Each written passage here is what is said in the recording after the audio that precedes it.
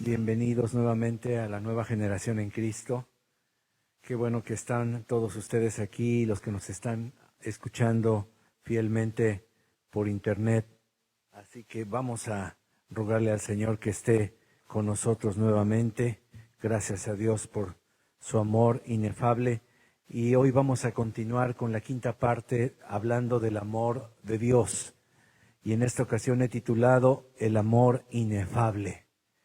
Inefable o el amor sublime significa el más excelso. El amor sublime significa lo más alto que puede haber. Es una palabra maravillosa, búscalo en el diccionario cuando puedas, significa lo más grande, lo más excelso, lo más maravilloso. Eso significa la palabra en español sublime. Y no hay amor más alto, no hay amor más sublime que el amor de Dios. Acompáñeme a orar. Padre, en el nombre de Jesús, te damos gracia, te damos alabanza, Señor, te damos muchas gracias porque tú has sido fiel con nosotros. Padre, hoy recuerda a todo el mundo, Señor, que un día partiste a la historia y cambiaste el destino de la humanidad, enviando a tu Hijo a este mundo, Señor. Vino como un pequeño niño, pero vivió toda su vida para agradarte. Y hoy se celebra el recuerdo de la última semana que viviste en esta tierra, Señor Jesús. Y por lo que tú hiciste en estos días, hace 2000 años, estamos aquí, Señor. Bendito seas. Amén. Amén. Una de las canciones que el Señor me dio, me inspiró, cuando yo estaba recién convertido, dice así. Son dos preguntas. Dice, ¿qué sujetó al Señor Jesús en la cruz? ¿Qué grande fuerza lo logró detener? No fue la guardia y su poder, ni el grande clavo de sus pies. El coro dice, Él permaneció solo por ti. Él sufrió lo que era para ti.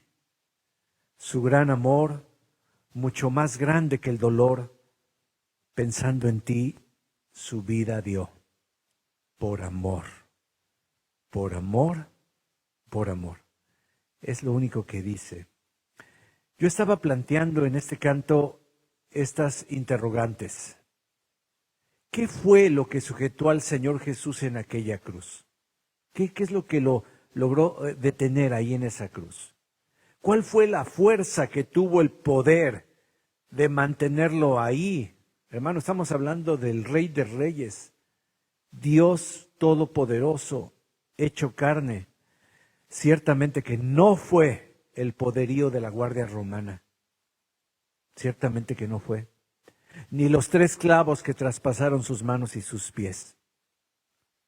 La segunda vez que cantábamos este canto, lo hacíamos personal. Él permaneció solo por mí. Él sufrió lo que era para mí. Su gran amor, mucho más grande que el dolor. Hermano, la crucifixión es una de las torturas más grandes que el hombre pueda vivir, soportar y impartir en una persona. Y así de sádicos eran los romanos. Pero yo sé que el amor de Dios fue más grande que el dolor. Pensando en mí, su vida dio por amor, por amor, por amor. Por amor, por amor, por amor. ¿Qué clase de amor? ¿De qué amor estamos hablando? Que es capaz de morir sufriendo, siendo inocente, muriendo en el lugar del más vil de los pecadores, de los cuales yo soy el primero. Hermano, qué maravilloso es poder el día de hoy meditar en el amor de Dios, meditar en lo que Él ha hecho por nosotros. Y yo quiero llevarte, hermano, a una meditación acerca de lo que sujetó y lo que llevó a Jesús al pie de esa cruz. Como lo dice este canto, no fueron los clavos, no fue el poder de la Guardia Romana, fue algo más. Yo quiero invitarte a abrir tu Biblia en el Evangelio de Juan, capítulo 10. Vamos al Evangelio de Juan, capítulo 10.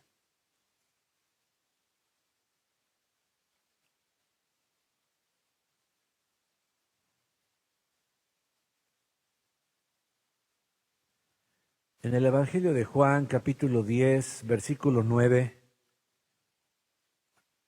¿Ya lo tienes? Juan 10, 9. Dice así, hablando el Señor Jesús: yo soy la puerta. Si alguno entra por mí, estoy leyendo la Nueva Biblia de las Américas. Si alguno entra por mí, yo soy la puerta, si alguno pasa a través de mí, será salvo. Y entrará y saldrá y hallará pasto, hallará alimento. ¿Por qué está hablando de pasto?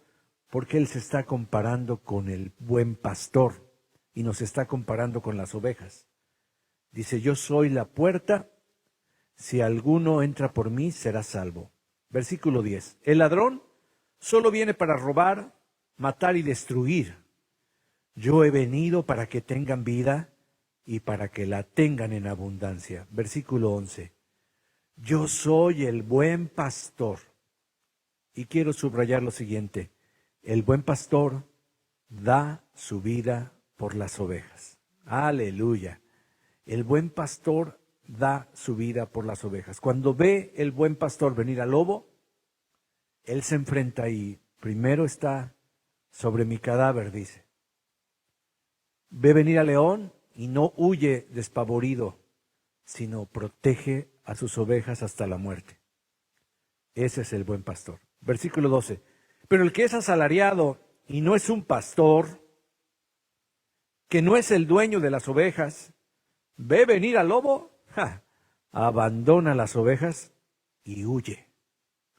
Entonces el lobo las arrebata y las dispersa.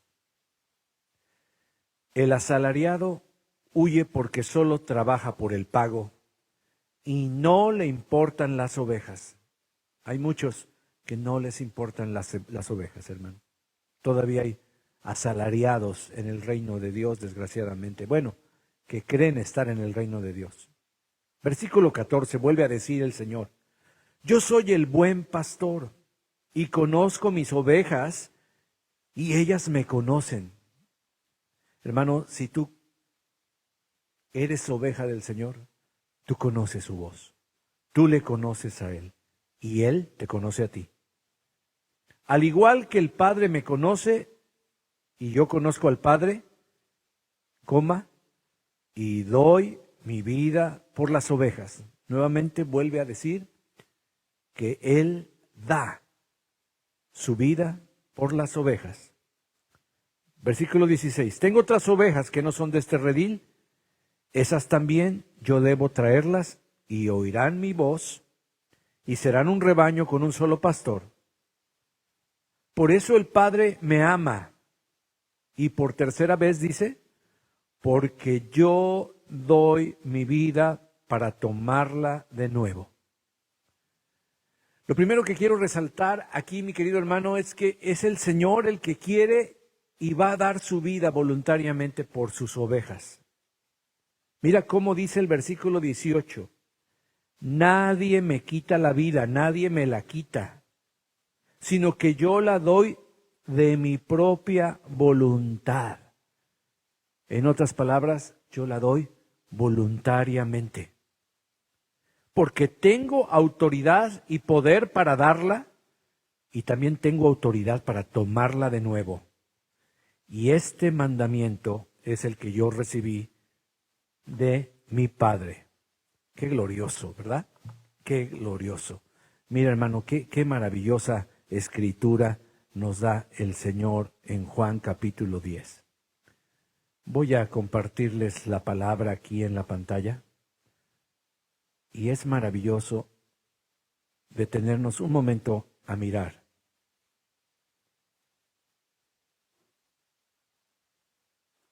Si puedes ver en la pantalla dice, yo soy la puerta.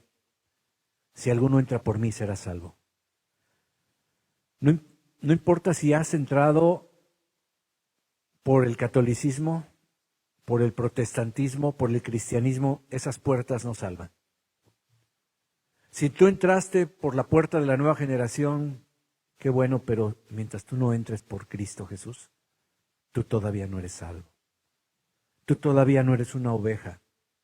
Tú todavía no eres el candidato para que el Señor te proteja y te cuide. Sin embargo, Jesús dijo, yo soy el buen pastor, y el buen pastor da su vida ¿por quiénes? Por sus ovejas, por las ovejas. En el texto dice que las ovejas son suyas, porque las compara con el asalariado. El asalariado que no es el dueño de las ovejas, versículo 12, ¿lo ves? Ve venir al lobo y abandona las ovejas y huye. El lobo llega, se las come, las dispersa, las despedaza, porque a él no le importan.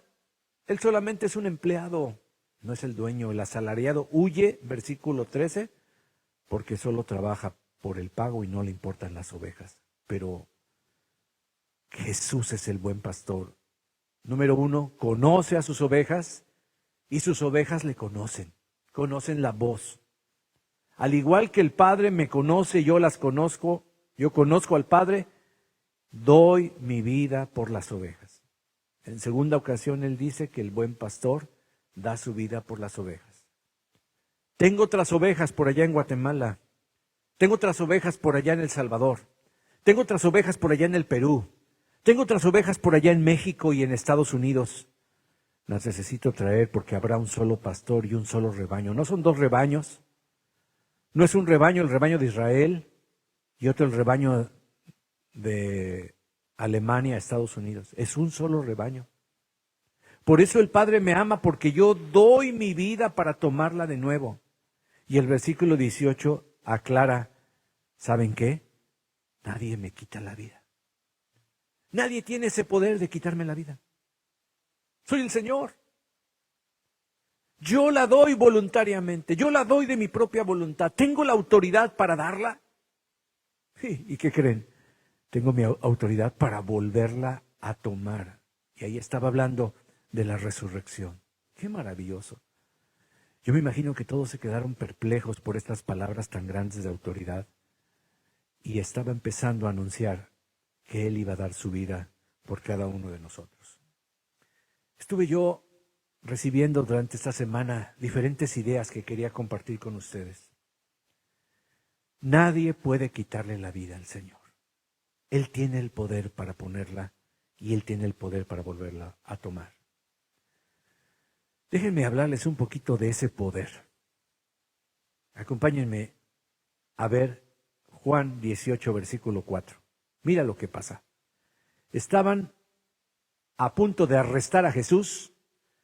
Vino la turba de soldados, los soldados de los sacerdotes judíos, del Sanedrín, bien armados, y Jesús sale a su encuentro y dice el versículo 4 de Juan 18, Jesús, sabiendo todo lo que iba a sobrevenir, salió y les dijo, hey, ¿a quién buscan?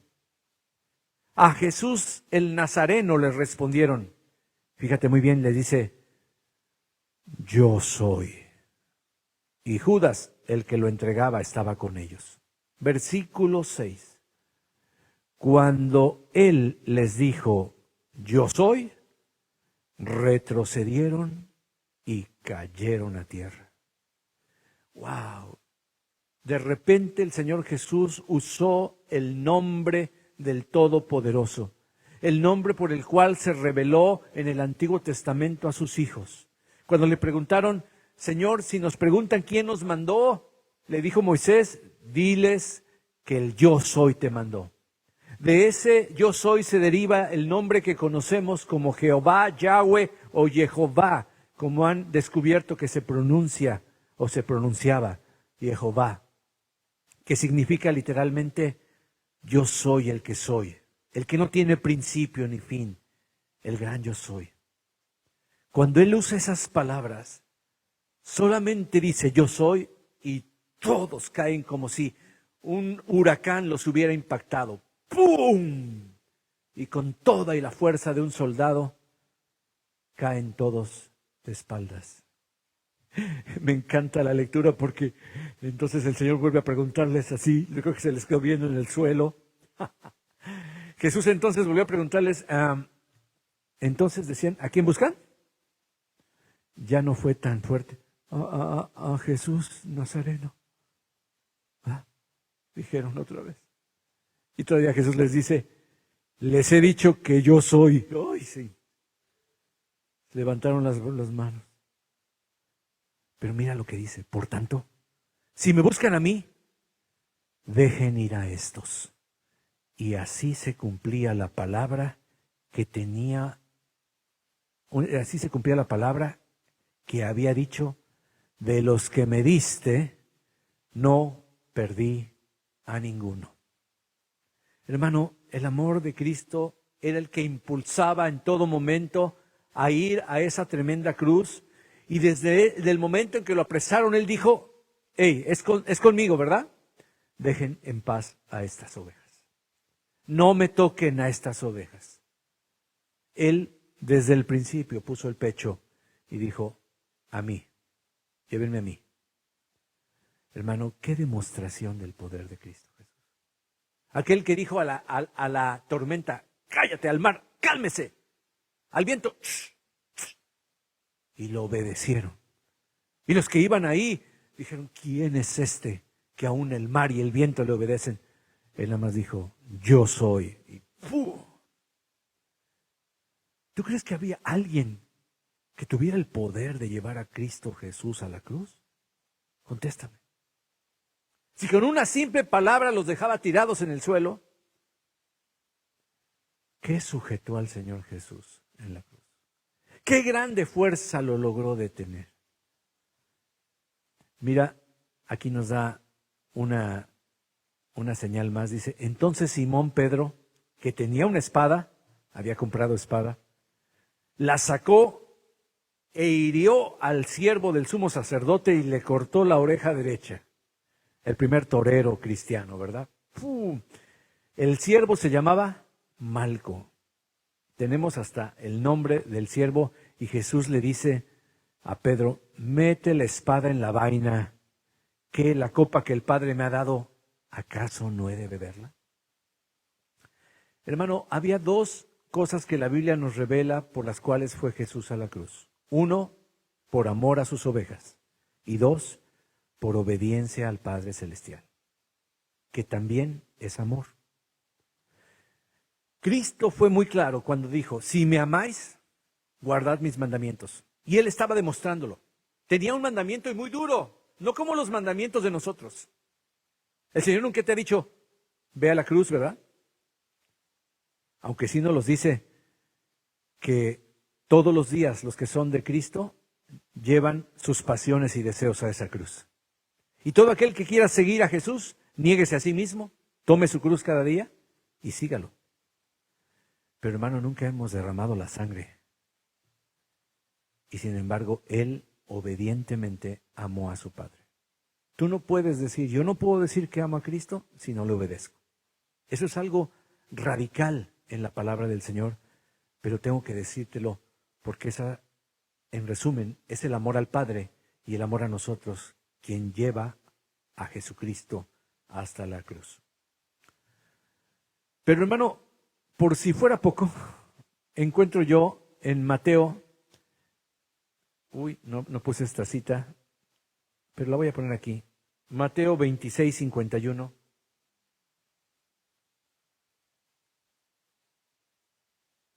Y dice así, Mateo 26:51, y uno de los que estaban con Jesús, extendiendo la mano, sacó su espada, ya sabemos quién fue, e hiriendo al siervo del sumo sacerdote, santo, le corta la oreja. Y no iba a la oreja, nada más que no tenía muy buena puntería o tenía muy buenos reflejos Malco. Pero iba a cortarle la cabeza en dos. Malco se hace para un lado y solo alcanza a cortarle la oreja.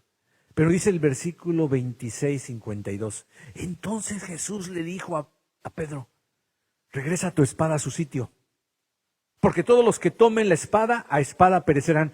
¿O piensas que no puedo rogar a mi Padre y Él pondrá a mi disposición ahora mismo, no mañana, no pasado mañana, ahorita, más de 12 legiones de ángeles? Hermano, buscando en la historia, me metí a buscar y investigar cuántos soldados tenía una legión romana. Las legiones romanas empezaron por 4,200 soldados. Una legión romana cuando comenzaron era de 4,200 soldados, lo cual subió a 5,000 y hasta 6,000 y 6,200 soldados disponibles en una sola legión. Vamos a dejarle en 5,000. Bueno, el Señor podía contar con más de 60,000 ángeles en un momento. Si un solo ángel puede despedazar a miles, ¿qué harán 60,000 o más de 60,000 ángeles? Hermano, todo el poder estaba a su disposición. Pedro, ¿tratas de defenderme, Pedro? ¿Por qué haces eso? Si yo quisiera, le podría decir a mi padre: papá, mándame unos guaruras. Mándame a mis guardaespaldas, Señor. ¿Cuántas legiones quieres, mi hijo? 5, 6. No, quiero 13, más de 12.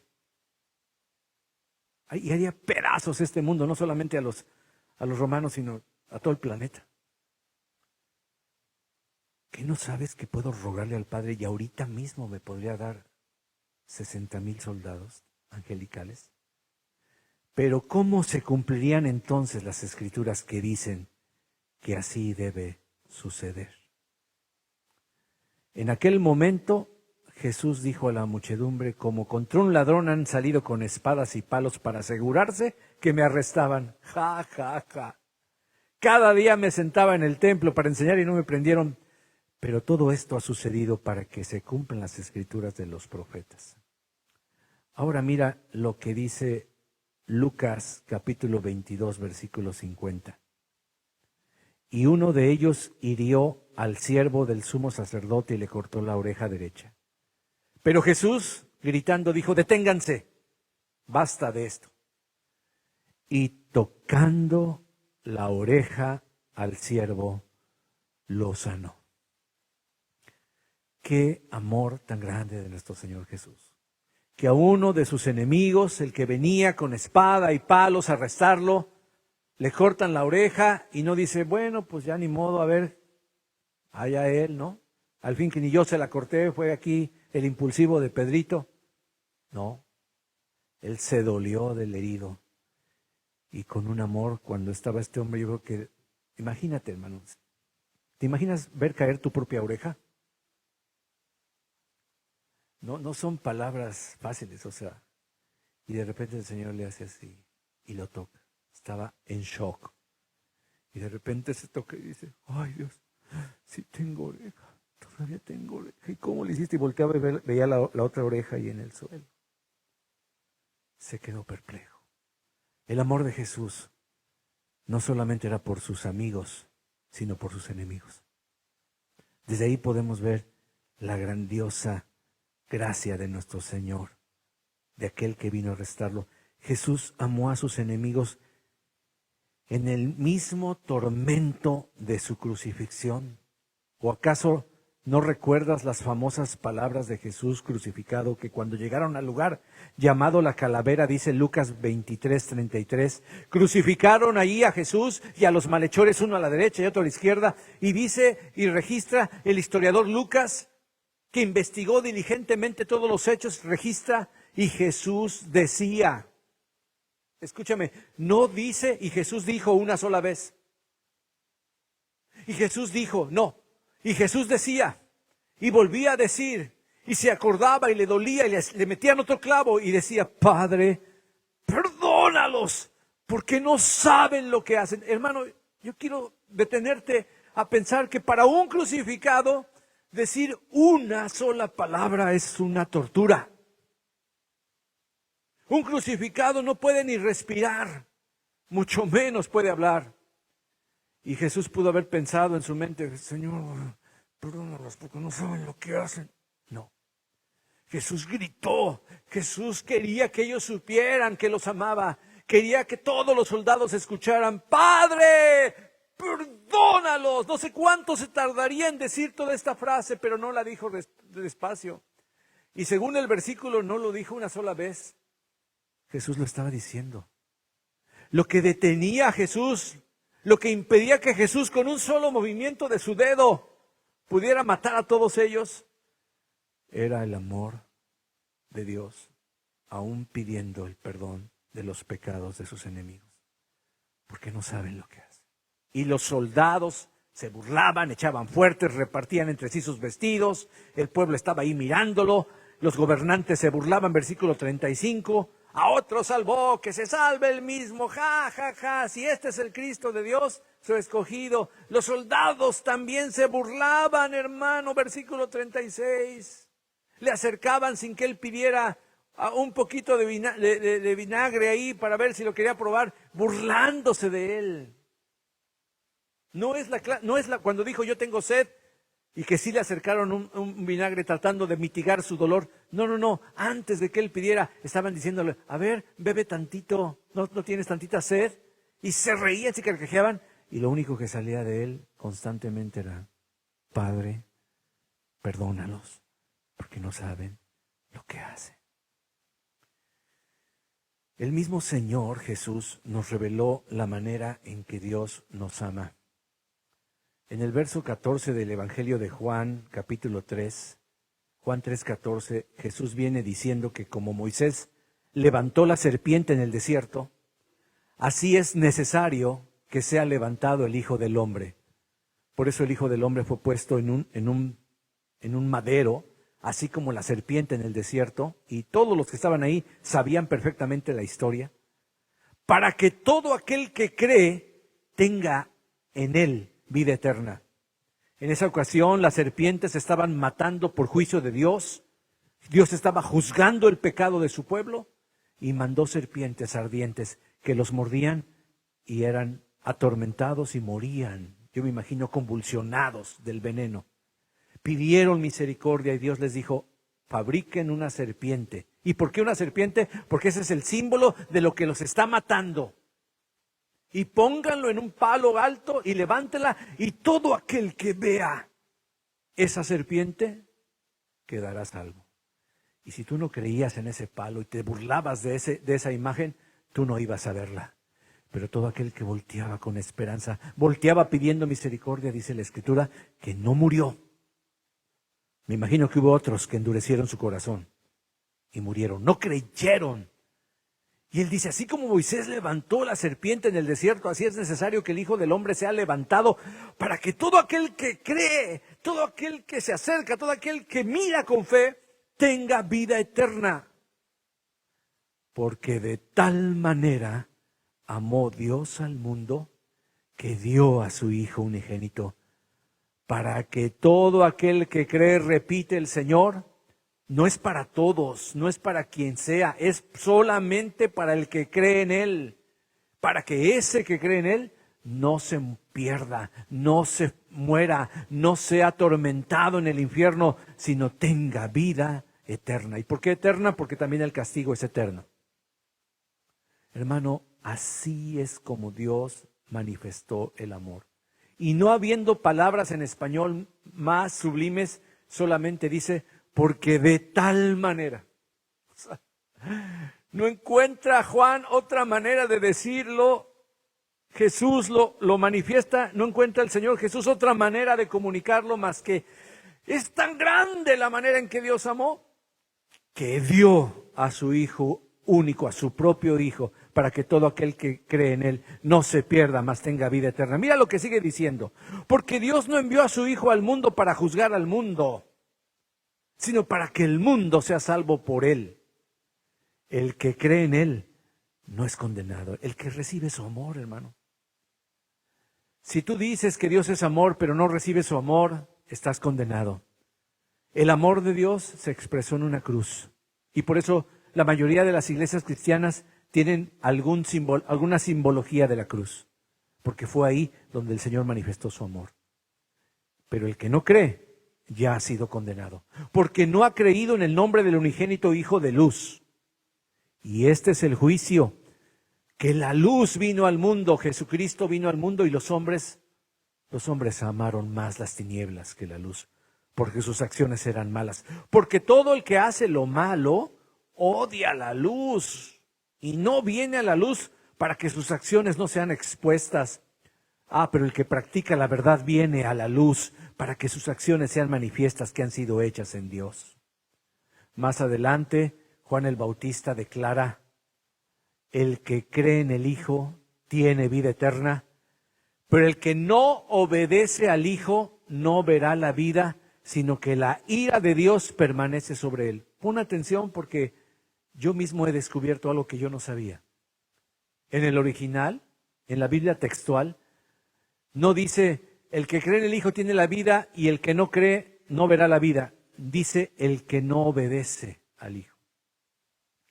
Porque creer es obedecer, o al revés, obedecer es creer. Si no obedeces al Hijo, no tienes vida eterna y estás bajo la ira de Dios, y dice que la ira de Dios permanece sobre él. En pocas palabras, todos estamos bajo la ira de Dios. Si quieres permanecer bajo la ira de Dios, no creas en Jesús, no le obedezcas. Pero si le obedeces y crees, vas a ser librado de la ira de Dios y vas a ser trasladado a la vida eterna en Cristo Jesús. Ese es el regalo de amor de Dios. Y aunque es por amor, y aunque es gratis, y aunque a Jesús le costó todo y a ti no te está costando absolutamente nada, tú tienes la opción de obedecer, de creer o de permanecer sobre ti el juicio y la mano de ira de Dios sobre ti. Mira cómo dice, sobre él. Hay gente que siente como una opresión, siente que están encima de él, siente que es muy pesada la vida, siente que no puede, y a veces dicen, ay, échenme fuera al diablo, quítenme esto, llévenme, háganme una limpia, siento como que el diablo me está oprimiendo. ¿Y sabes qué? No es el diablo, es la mano de Dios que te está diciendo, eres un pecador. Estás sintiendo el juicio de Dios en tu vida, es lo que estás sintiendo. Porque el que no cree ni obedece al Hijo, la ira de Dios permanece sobre él y sobre ella. Qué maravilloso hemos cantado el día de hoy, que el Señor nos ha hecho libres. El Señor nos ha perdonado nuestro pecado y nos ha hecho sus hijos. Pero qué duro es recordar que el amor de Dios puede ser rechazado. Si escuchas hoy su voz, no rechaces el amor de Dios. Primera de Juan 4:7, que consideramos la semana pasada, dice: amados, amémonos unos a otros, porque el amor es de Dios, y todo aquel que ama es nacido de Dios y conoce a Dios, porque el que no ama no conoce a Dios, porque Dios es amor. La palabra nos afirma, nos revela de qué manera nos amó Dios. Él pasa a describir la manera en que nos amó Dios. En esto, versículo 9, se manifestó el amor de Dios. ¿Quieres saber cómo ama a Dios? ¿Quieres comprobar de qué manera el Señor te ama? Porque la gente actualmente está confundida. Y como sabe y ha escuchado que Dios es amor, de alguna manera ha interpretado que ella puede seguir viviendo como se le dé la gana, seguir deshonrando y ofendiendo a Dios, rompiendo las leyes de Dios, y sin embargo va a ser aceptado por Dios. Y la gente va caminando y gritando, es que Dios es amor, por lo tanto Dios me acepta tal y como yo soy, Él me ama y Él me ama. Y la única manera en que Dios nos ha amado es enviando a su Hijo. Dice, en esto se manifestó el amor de Dios, en medio de nosotros, en nosotros, en que Dios ha enviado a su Hijo único al mundo para que vivamos por medio de Él. Es por medio de Jesús que vamos a tener vida. Es por medio del sacrificio de Jesús que vamos a tener vida. En esto consiste el amor, mi querido hermano y amigo que me estás escuchando. No en que nosotros hayamos amado a Dios. No se trata de cuánto amas a Dios, sino en que Él nos amó a nosotros y vuelve a repetir. Y porque nos amó, lo demostró enviando a su Hijo como propiciación por nuestros pecados. Él es el que detiene esa ira que acabamos de leer y que dice, no, Señor, sé propicio a este hombre. Perdónalo, sé favorable, mándale tu gracia, mándale tu favor. El sacrificio de Jesús cambió el ambiente de juicio a misericordia, de condenación a justificación, de infierno a vida eterna, hermano. Qué maravilloso. El amor de Dios es a toda prueba, a toda prueba. En esto se mostró el amor de Dios para con nosotros, que Dios envió al mundo a su Hijo unigénito para que vivamos por Él. Qué maravilloso. Hermano, por eso hoy hemos recordado, y más que nunca, la cena del Señor del día de hoy tiene un significado muy grande para nosotros, y en especial para su servidor. Mire lo que dice Lucas 22, 19. El evangelista Lucas dejó registrado las palabras de nuestro Señor Jesús, que tomando el pan, después de haber dado gracias, lo partió y les dio diciendo, esto es mi cuerpo, que por ustedes es dado, que por ustedes es entregado. Él lo entrega, hermano. Él lo da voluntariamente. ¿Por quiénes? Por nosotros. Él lo dio por sus discípulos. Hagan esto en memoria de mí. Vuelve a decir, de igual manera, de la misma manera, después de haber cenado, tomó la copa y les dijo, esta copa es el nuevo pacto en mi sangre, que por ustedes va a ser derramada. Mi sangre va a ser derramada y va a ser derramada por ustedes. Es un regalo por ustedes. Este cuerpo va a ser lacerado, va a ser desollado vivo, maltratado, descoyunturado, violado en todas sus maneras, golpeado, escupido por ustedes. Esta sangre va a ser derramada hasta la última gota por ustedes, para que sepan que los amo. Y hermano, mira quién estaba en la escena, pero sepan que la mano del que me va a traicionar está sobre esta mesa conmigo. ¿Y le negó la mesa? No. ¿Y le negó la copa? No. Esperó que hasta el último momento Judas se arrepintiera, pero ya era demasiado tarde. Él ya había tomado su decisión. No creyó que Jesús fuera el Mesías. Y la razón por la que Judas no creyó es la misma razón por la que los judíos no siguen creyendo y dicen que Jesús no es su Mesías. Porque él esperaba que Jesucristo o Jesús de Nazaret los libertara del yugo romano. Y claro que lo va a hacer en su segunda venida, pero su primera venida era libertarlos de la condenación eterna, del pecado que pesaba sobre cada uno, y todo eso lo hizo por amor a nosotros, hermano. Qué maravilloso es el amor de Dios. Romanos 5, versículo 5, lo hemos considerado ya en otras predicaciones pasadas, porque hablamos de que esta es la esperanza que no nos defrauda. Dios ha derramado, ¿qué cosa? Su amor.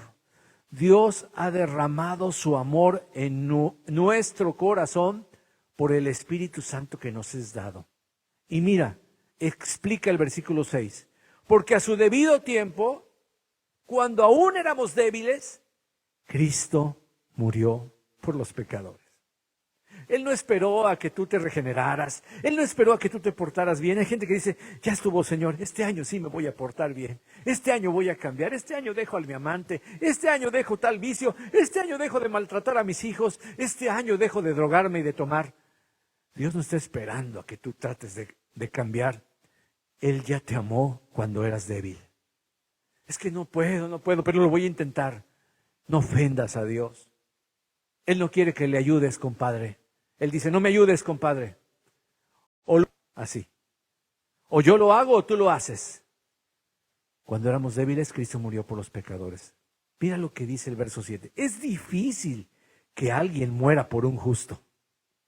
Oye, hermano, cuando ves a alguien que es un justo, que le están haciendo una injusticia, es muy difícil que aún así tú des tu vida por esa persona, porque tú le perteneces a tus hijos, a tu esposa, a la sociedad. Es muy difícil que des tu propia vida, mucho menos que des la vida de tu hijo. Pero dice, aunque tal vez haya quien se atreva a morir por una persona buena. Tal vez, versículo 7. Tal vez haya alguien que se atreva a morir por una persona buena. Pero Dios demuestra su amor por nosotros. ¿Cómo? ¿De qué manera? ¿En qué? Que cuando éramos pecadores, Cristo murió por nosotros. Él no esperó a que tú te arrepintieras. Es más, ni tú ni yo habíamos nacido. No habíamos cometido ni el más mínimo pecado y ya el Señor estaba proveyendo con su sangre y con su cuerpo el perdón de nuestros pecados para todo aquel que cree, para todo aquel que le obedece, para todo aquel que recibe ese precioso amor. Así que, qué maravillosa cita, apréndetela de memoria, Romanos 5:8. Dios muestra su amor por nosotros, que aún cuando éramos pecadores, Cristo murió por nosotros. Lo puedes decir en tus propias palabras. La Biblia textual dice así, pero Dios demuestra su mismo amor hacia nosotros en que, aun siendo nosotros pecadores, Cristo murió por nosotros. Si no te gusta esa versión, dice, pero Dios mostró el gran amor que nos tenía al enviar a Cristo a morir por nosotros, cuando todavía éramos, ¿qué? Blancas palomitas, pecadores. Hermano, Él no tiene problema con tu pecado.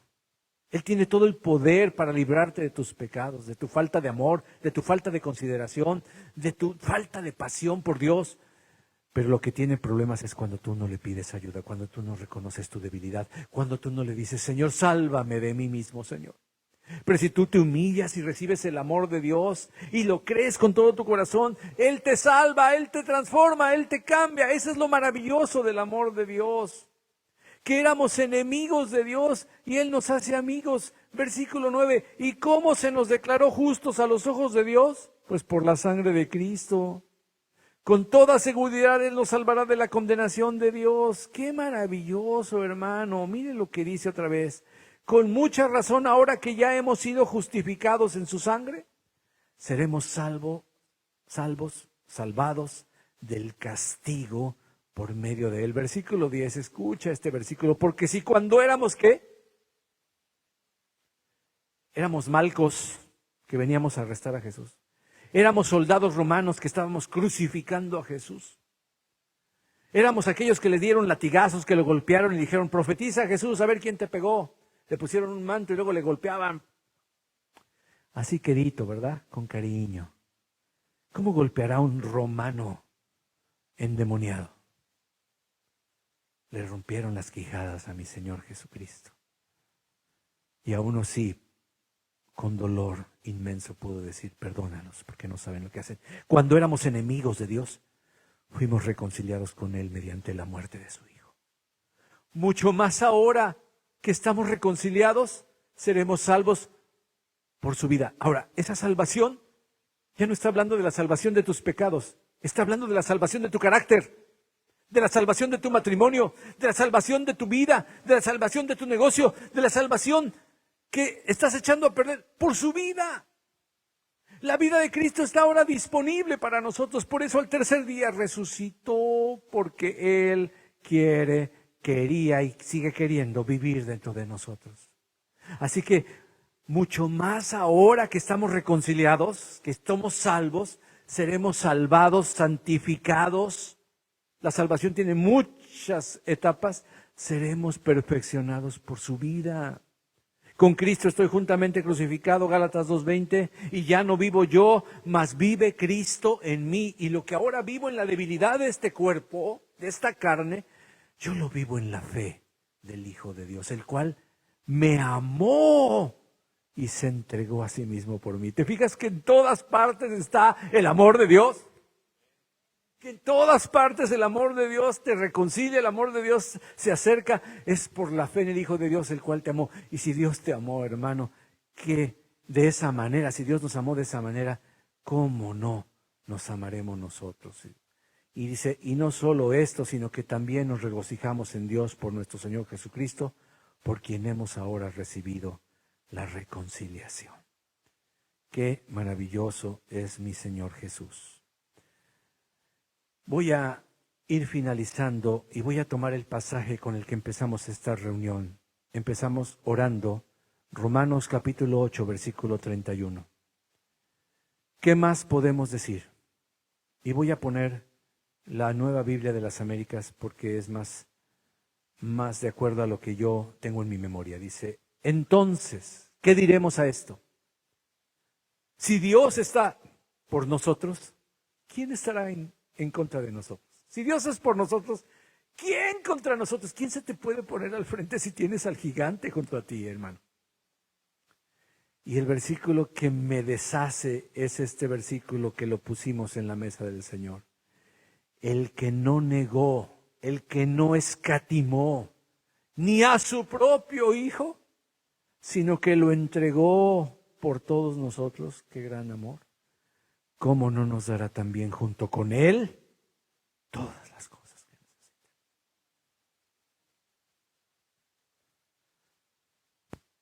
Me testificaba un precioso pastor, amigo mío, que tenía un hijo antropólogo. Sí, porque se las pasaba en los antros. ¿Cuántos hijos antropólogos tienes por ahí? Pues su hijo era antropólogo y todas las noches iba a los antros, siendo un pastor prominente de una iglesia, de un grupo de iglesias gigante.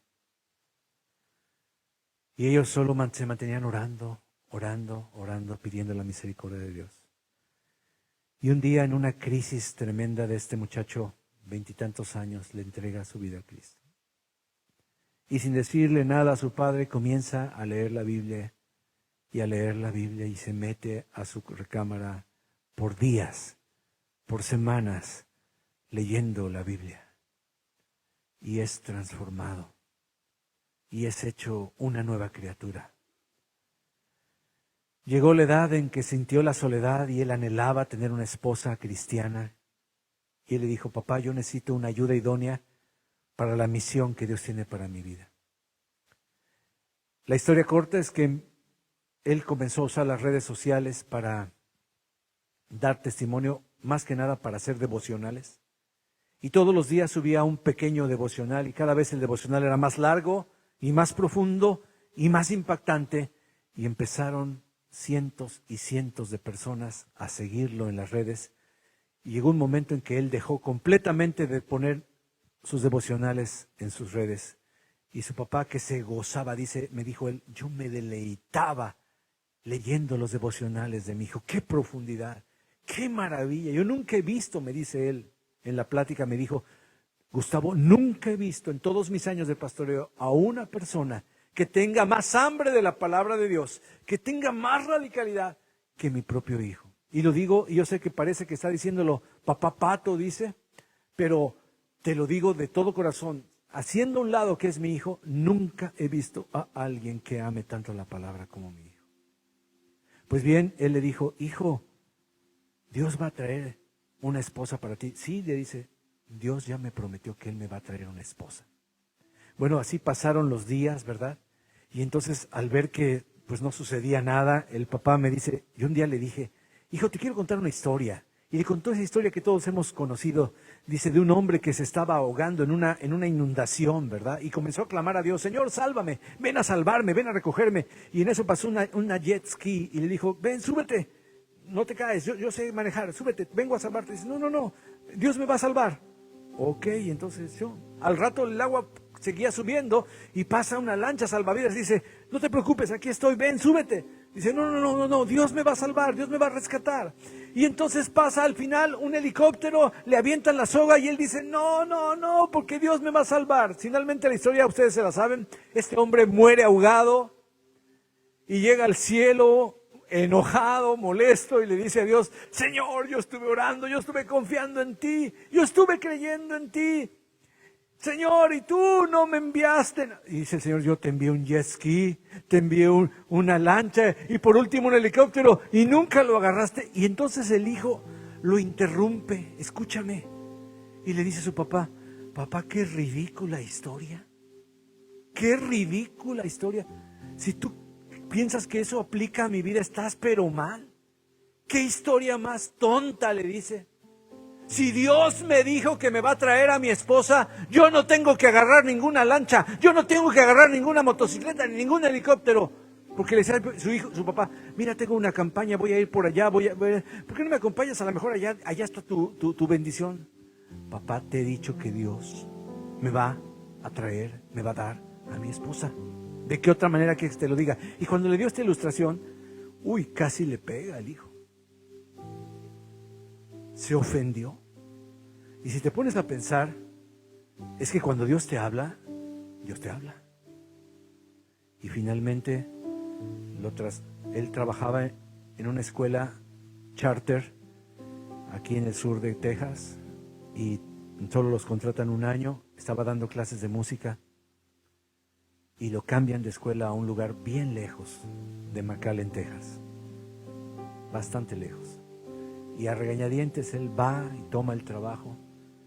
Y ahí encuentra a su esposa, hija de 3 generaciones de misioneros cristianos, una sierva de Dios. Tienen 1 año de casados y están felices. Y le dice el hijo, ¿qué te dije, papá? ¿Te acuerdas? Yo no tengo que buscar a nadie. Yo confié, yo leí en la Escritura que Dios le trajo esposa a Isaac. Él no fue a ningún lado. Dios me la trajo. Si vieras cómo amo a mi nuera, me dice, una sierva de Dios. Estoy impactado. Porque el que no negó ni a su propio hijo, híjole, sino que lo entregó por todos nosotros, ¿cómo no nos dará? ¿De qué manera no te va a dar junto con él todas las cosas? ¿Habrá alguna manera? ¿Habrá algo que no quiera darte el Señor si ya te dio lo más grande, lo más precioso? Pero ¿sabes cuál es lo más precioso para muchos de nosotros? La conversión de nuestros hijos. Y me decía él, el más malo de mis hijos ahora es el más impactante de mis hijos. Termino la historia con esto. Él dejó las redes sociales y su papá dijo, ¿qué pasó? ¿Dónde están los devocionales? Y dijo, no, papá, yo me di cuenta que son una tentación las devocionales. Yo con el dedito puedo irme a otro lado. Y como él su vida incluía sentirse modelo, etcétera, etcétera, me imagino que ha de ser bastante galán el muchacho. Y vivió una vida muy desordenada. Dice, yo no quiero saber nada. Y rompió y selló todas sus redes sociales. Pero entonces algunos que lo conocían le dijeron, es que yo me alimento con tus descubrimientos, con tu método inductivo para conocer la Biblia, con tus descubrimientos. Enséñame a descubrir. Y dice, ¿cómo no? Te voy a enseñar. Y se empezaron a juntar en el negocio de su hermano mayor. Su hermano mayor es dueño de una cafetería grande, es el gurú del café, así le dicen, el gurú del café, porque tiene una cafetería inmensa y es muy famosa en McAllen, su cafetería. Le dijo a su hermano, ¿me das chance de discipular a algunas personas aquí? Sí, cómo no, claro. Y empezó a discipular. Hermanos, en este momento tiene 80 jóvenes, unos más grandes que él. Él tiene 30 años y hay unos de 35 que son sus discípulos. Uno de ellos llegó y le dijo, mira, ¿puedo dejarte mi diezmo? Es que yo no tengo más iglesia más que esta es mi iglesia. Y le ha dicho a su papá, ¿piensas estar a tiempo completo? Dice, todavía Dios no me ha llamado, dice. Cuando me diga Dios que deje mi trabajo, pues lo voy a hacer. Pues nosotros te apoyamos, le dice el papá, aunque no tengas nada que ver con semilla de mostaza, nosotros te apoyamos. Dice, papá, tranquilo, el Señor tiene todas las cosas.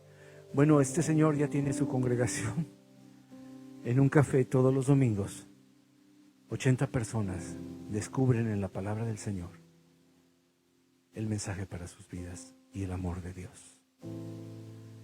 ¿Quién acusará a los escogidos de Dios? Dios es el que justifica. ¿Quién es el que condena? ¿Alguien te está condenando? Cristo Jesús es el que murió. Sí, más aún, el que resucitó, el que además está a la derecha de Dios, el que también intercede por nosotros. Por eso dice el versículo 35, a ver, ¿quién nos separará del amor de Cristo? ¿Hay alguien que tenga el poder de separarte del amor de Cristo? ¿Habrá alguien que ose intentar separarme a mí o separarte a ti del amor de Cristo? El único que se puede separar es tú. Porque ni tribulación, ni angustia, ni persecución, ni hambre, ni desnudez, ni peligro, ni espada, ni recesión de los Estados Unidos, ni mercado lento en los Estados Unidos, ni falta de empleo en los Estados Unidos, ni sobrepoblación de inmigrantes en los Estados Unidos. Tal como está escrito, por causa de tuya, somos puestos a muerte todo el tiempo, somos considerados como ovejas para el matadero. Pero en todas estas cosas somos más que vencedores por medio de aquel que nos amó. A ver, dilo, por favor. Somos más que vencedores por medio de aquel que ¿qué? ¿Y cómo te amó? Porque estoy convencido de que ni la muerte, ni la vida, ni ángeles, ni principados, ni lo presente, ni lo que va a venir con el próximo presidente de los Estados Unidos, ni los poderes que habitan en esta tierra, ni lo alto, ni lo profundo, para acabar, ni ninguna otra cosa creada nos podrá separar del bendito amor de Dios que es en Cristo Jesús, Señor nuestro. Amén.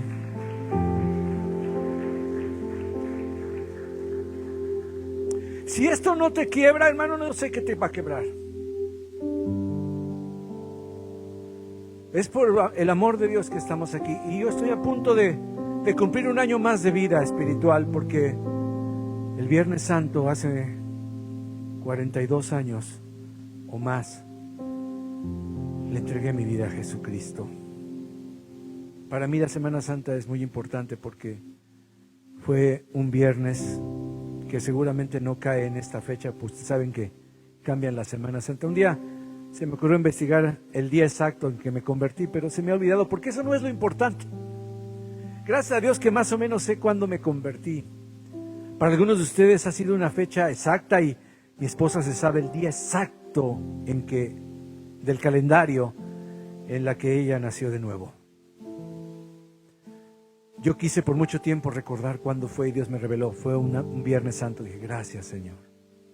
Pero como no estoy seguro del año, hermano, de verdad no estoy seguro del año. Yo solo sé que estaba muerto y ahora vivo. Yo solamente sé que estaba ciego y ahora veo. Yo solamente sé que estaba desamparado, estaba sin propósito, y ahora le sirvo a mi Señor por su misericordia, por su gran amor. Por eso, hermano, yo no sé qué es lo que tú y yo necesitemos para amar a Dios. Termino con estas hermosísimas palabras. Y de parte de Jesucristo, el testigo fiel, el primogénito de los muertos y el soberano de los reyes de la tierra, y dicen en el cielo y en la tierra, y en el cielo se dice esto: al que nos ama y nos libertó de nuestros pecados con su sangre, y hizo de nosotros un reino de sacerdotes para Dios su Padre, a Él sea la gloria y el dominio por los siglos de los siglos. Amén. Hermano, al que nos amó y nos lavó de nuestros pecados con su sangre, llévate eso en tu corazón. Quisiera pedirles que nos pusiéramos de pie y leyéramos todos juntos esta sentencia. Vengan para acá, acérquense un poquito más. Los que están en el lobby los invito a acercarse a leer esto. Deja que esas palabras penetren en tu corazón, hermano. Hermano, no son mis palabras, es las palabras del Señor Jesús. Acércate y dilo con toda fe, porque mira, no lo vas a decir solo. Hay millones y millones de criaturas celestiales que se van a unir a ti y juntos vamos a decir a coro lo siguiente. 1, 2, 3. Al que nos amó y nos lavó de nuestros pecados con su sangre y nos hizo reyes y sacerdotes para Dios, su Padre. A Él sea gloria e imperio por los siglos de los siglos. Amén. Amén. Amén. Otra vez, al que nos amó y nos lavó de nuestros pecados con su sangre. Vamos a decirlo juntos otra vez. Al que nos amó y nos lavó de nuestros pecados con su sangre y nos hizo reyes y sacerdotes para Dios su Padre. A Él sea la gloria e imperio por los siglos de los siglos. Amén. Gloria a tu nombre, mi Señor Jesús. Amén. ¿Qué sujetó al Señor Jesús en esa cruz? Qué grande fuerza lo logró detener, hermano. No fue la guardia y su poder, ni el grande clavo de sus pies. Él permaneció solo por ti. Agárrale la mano a tu vecino, tómese de la mano. Y dile a tu vecino, Él permaneció solo por ti. Porque Él sufrió lo que era para ti. Su gran amor, mucho más grande que el dolor. Pensando en ti, su vida dio por amor. Por amor. Por amor. Ahora dilo en primera persona. Él permaneció solo por mí. Él sufrió lo que era para mí. Su gran amor, mucho más grande que el dolor. De hermanos y hermanas, te decimos aleluya, gloria sea tu nombre, Señor, porque nos lavaste y nos limpiaste con tu sangre, Señor, y nos hiciste reyes y sacerdotes para Dios tu Padre. A ti sea la gloria, la honra y la alabanza, mi Señor. Para siempre, Señor, sea la gloria, para siempre sea la alabanza, la victoria y el honor. Todas las cosas te pertenecen, nosotros también, Señor. Nos amaste de una manera que nadie lo hizo, Señor. Entregaste tu propia sangre para limpiar nuestros pecados. ¿Qué podemos hacer, Señor, si todo lo que somos y seremos, tú no lo has dado, lo has ganado? ¿Quién nos podrá separar de tu amor, Señor? Ni la enfermedad, ni los problemas, ni la escasez, absolutamente nada nos puede separar del amor de Cristo. Ni siquiera la desilusión de nuestros hijos o la espera, Señor, nos podrá separar del amor de Cristo. Gracias, Señor, que tienes respuestas maravillosas, Señor. Y un día no seremos los únicos que cantaremos este canto. Escucharemos voces familiares alrededor de nosotros. Y un día cuando estemos en el cielo y cantemos estas palabras, ahí escucharemos y reconoceremos la voz de nuestros hijos y la voz de nuestros nietos, Señor. Y la voz de nuestros sobrinos y la voz de nuestras sobrinas. Y la voz de nuestros hermanos y la voz de nuestras hermanas. Y la voz de nuestros padres, Señor. Y la voz de todos los que tú en tu misericordia quieras salvar, Señor. Señor, será tan dichoso, Señor. ¿Por qué será que cuando parece que no hay esperanza, tú decides salvar al más vil de los pecadores? Lo hiciste con Saulo de Tarso y lo hiciste con muchos, Señor. Yo te pido que esta semana, Señor, tú salves a otros más, Señor, en el nombre precioso de Jesucristo. Amén y amén. Dale un fuerte abrazo al que tienes a tu derecha, a tu izquierda. Un fuerte abrazo del Señor. Dile: Jesús nos ama. Jesús nos ama.